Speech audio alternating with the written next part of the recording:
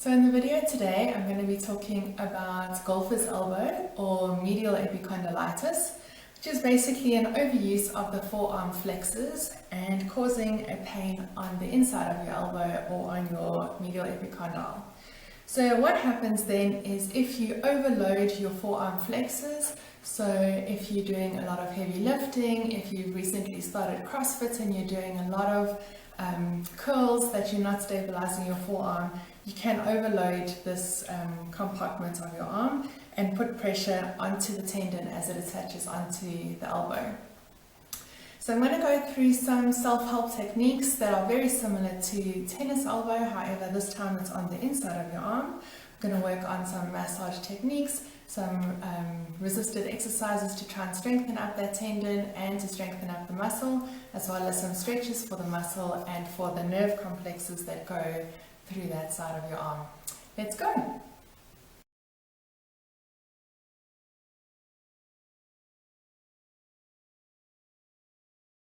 So as for tennis elbow, we are going to strengthen up the muscles that attach onto the elbow itself.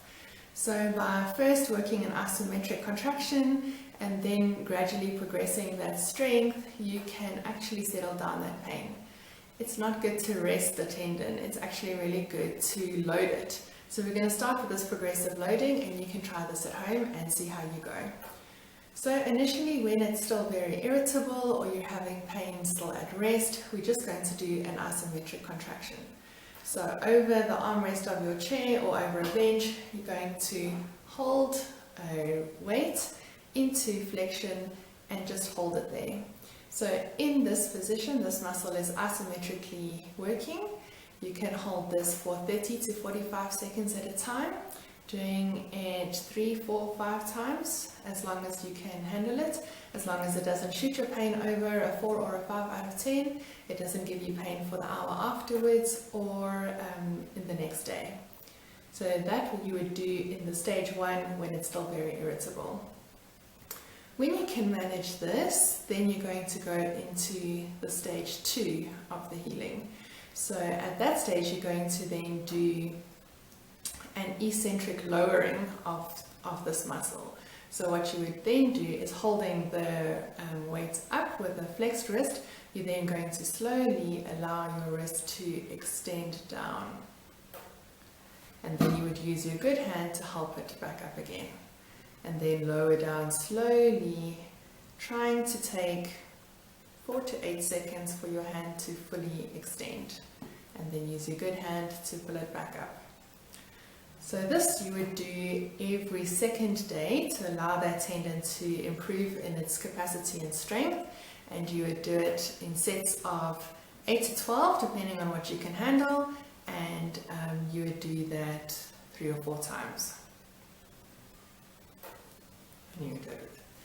When you are aiming to improve even more, so when this has become easy, you're now going to do a full flexion extension curl. So you would go up and down with the weight. And then this you would only do 3 or 4 times a week. And you would do this again, 3 to 4 sets of 8 to 12. Again, don't be alarmed if there's pain. It's okay to be a little bit uncomfortable, to have a little bit of discomfort, but there mustn't be extravagant pain, anything more than 4 or 5 out of 10. In stage 3, you're also going to go through working your pronators. So that you're just going to take a dumbbell and you're going to basically let it fall out and then bring it back in. If you're not feeling enough, you can always attach a TheraBand from here to something else so that you're pulling against some resistance. Again, you're going to do this 3 or 4 times a week, 8 to 12 repetitions, 3 to 4 sets.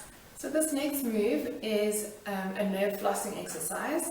Basically, you have some nerves that come through these muscles of the forearm flexors that are quite involved, and you're going to try and floss them loose from any kind of scarring or adhesions that may have caused some tingling, burning, or some kind of nervy pain. So to do that, we're combining the 2 nerves, so that would be the median nerve and the ulnar nerve, which are both very close there. So what you're going to do is you're going to lift your arm up, extend your wrist, take it down, say stop, and bring it to your face. So again, you're going to flex your arm, extend your wrist, take it down, say stop, bring it back to your face. So those you should do about 10 or so at a time. You're going to work on your own muscle to try and relieve some of the tension. You're going to focus on this muscle all the way from the inside of your elbow down to your wrist. So you'll feel as you go down there that there may be some tender points. The muscle belly is around the upper third or so of the muscle, so that's where you can target your treatment.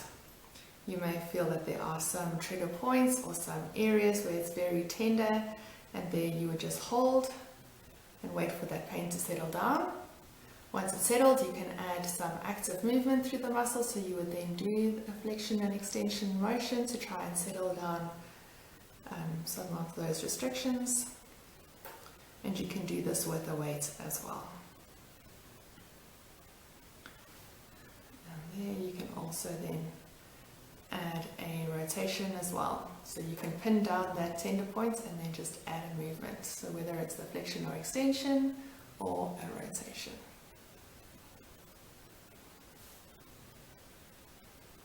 So you'll see there might be a bit of a flare or a red mark if you're working on a spot that's particularly sore. It's just an inflammatory response, so it shows you where to work. Obviously the main pain would be coming up into this elbow. You don't need to necessarily work up there. We're just trying to release the tension in the muscle so that it's not pulling so hectically on that spot. I'm now going to go through some strapping techniques. So we're just using just some kinesio tape. I've cut it on 4 blocks and 5 blocks to make it easy. So you can see you can measure up the blocks on the back. So the short one is for the forearm flexors and the long one is for an anchor. So it's important that you don't touch the back of this tape, so you can tear the piece that you need to start with, and then you're going to stick that where your pain is starting, so right in the elbow. Then you're going to extend your wrist, so the muscle is on a stretch, and now you can just lay the tape down with very limited stretch.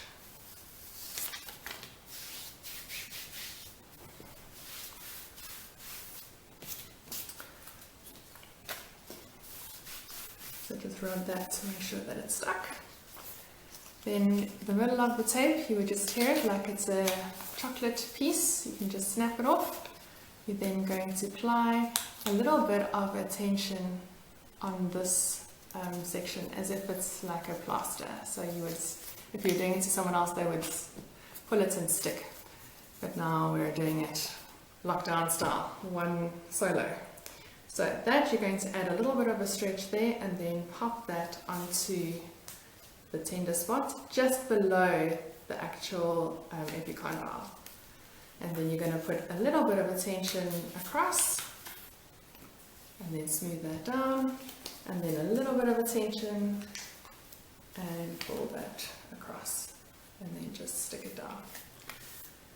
So there doesn't have to be that much tension on this side of the tape, all the tension is over here. And that should help to create another point from the muscle to the muscle attachment so that it doesn't aggravate and pull on that tender spot. This you can wear for 2, 3, 4 days as long as it doesn't irritate your skin.